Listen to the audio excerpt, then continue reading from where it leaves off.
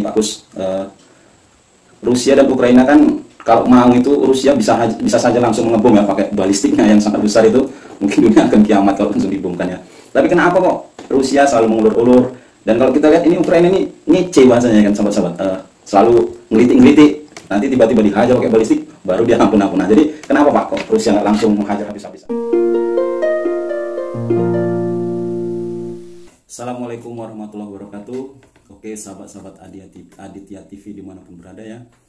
Kali ini jumpa lagi bersama kami. Semoga para sahabat-sahabat subscriber diberikan kesehatan dan kelapangan rezeki. Oke, pada episode kali ini saya mau berbincang-bincang dengan narasumber yang mungkin baru pertama kali muncul ya di YouTube. Ini video perdana, dan pada video ini kami ingin menyampaikan literasi-literasi yang bermanfaat untuk semua sahabat-sahabat subscriber. Pada kali ini kita akan memperbincangkan masalah perang Rusia dengan Ukraina. Kenapa kok nggak berhenti-berhenti? Apa sih yang menyebabkan perang itu terus berkelanjutan? Nah, mungkin para teman-teman semua penasaran. Untuk menjawab penasaran teman-teman, marilah kita tanya kepada narasumber, yaitu Pak Kusmiadi. Assalamualaikum Pak Kusmiadi. Waalaikumsalam warahmatullahi wabarakatuh. Gimana kabarnya Pak? Alhamdulillah sehat walafiat. Iya. Di sini saya mau menanya ini Pak, kenapa kok perang Rusia dan Ukraina ini kok nggak berhenti-berhenti? Mungkin Bapak bisa menjabarkan penyebab-penyebabnya. Oke, silakan Pak. Ya baiklah, ini memang sangat menarik ya, membicarakan tentang perang atau konflik antara Rusia dengan Ukraina. Itu sangat menarik.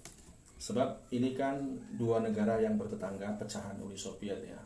Pada tahun 1991 mereka ini sama-sama negara Uni Soviet. Setelah Uni Soviet bubar, kemudian negara ini mendirikan Ukraina ini menjadi sebuah negara sendiri.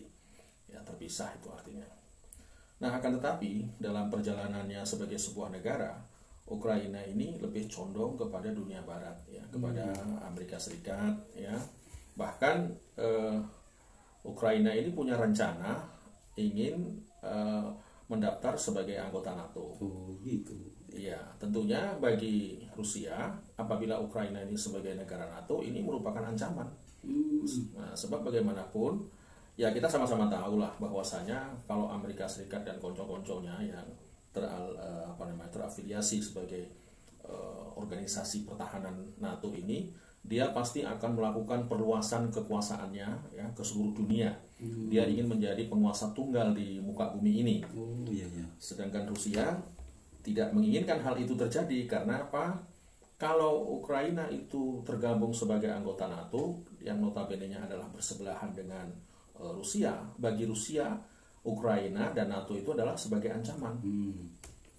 Kira-kira sekilas gambarannya tentang mengapa konflik antara Ukraina dan Rusia itu bisa terjadi, ya sekilas seperti itulah garis-garis besarnya itu. Oke, sahabat-sahabat subscriber, itulah sekilas gambaran. Kemudian ada lagi pertanyaan dari saya ya. Ini Pak Kus,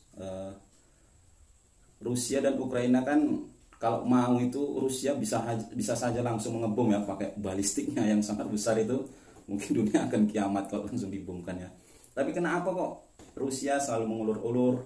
Dan kalau kita lihat ini Ukraina ini ngece bahasanya kan sahabat-sahabat, selalu ngelitik-ngelitik, nanti tiba-tiba dihajar pakai balistik baru dia ampun-ampun. Nah, jadi kenapa Pak kok Rusia nggak langsung menghajar habis-habisan? Iya baiklah, ini pun pertanyaan sangat menarik ya. Sebab benar yang dikatakan ya, pertanyaan tadi bahwasanya Rusia itu kalau memang Vladimir Putin ya itu memang orangnya tidak punya rasa kemanusiaan, tentunya sudah digunakan senjata nuklir Sarmat dan senjata nuklir Satan, yang dimana jarak jelajahnya itu ribuan kilometer.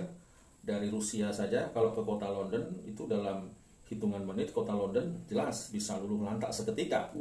Iya, Tapi Rusia tidak mau melakukan itu karena sesungguhnya Rusia ini kan sejak awal yaitu melakukan serangan itu pada tanggal 24 Februari tahun 2022 dengan nama itu adalah operasi militer demilitarisasi kepada Ukraina. Itu artinya Rusia bukan melakukan invasi sesungguhnya, akan tetapi melakukan demilitarisasi itu artinya akan memperlemah militernya Ukraina.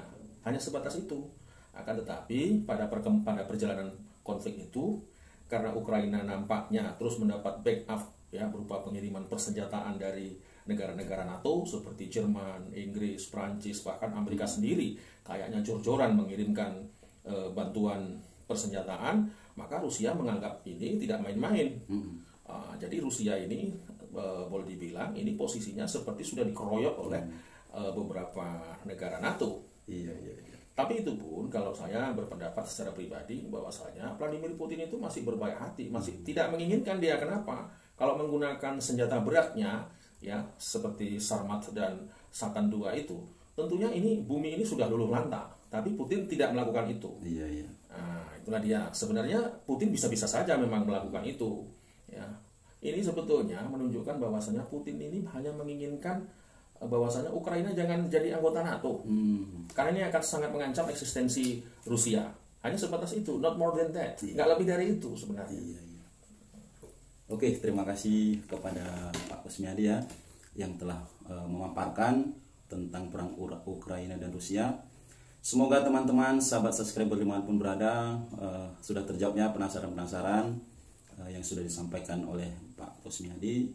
Dan jangan lupa bagi yang suka dengan video ini, semoga video ini bermanfaat, memberikan literasi yang cukup bagi semua sahabat-sahabat. Dan jangan lupa subscribe, like, dan share. Oke, kita akan bertemu lagi di video selanjutnya dengan literasi-literasi yang bermanfaat. Oke, sampai jumpa. Assalamualaikum warahmatullahi wabarakatuh. Waalaikumsalam. Salam Aditya TV.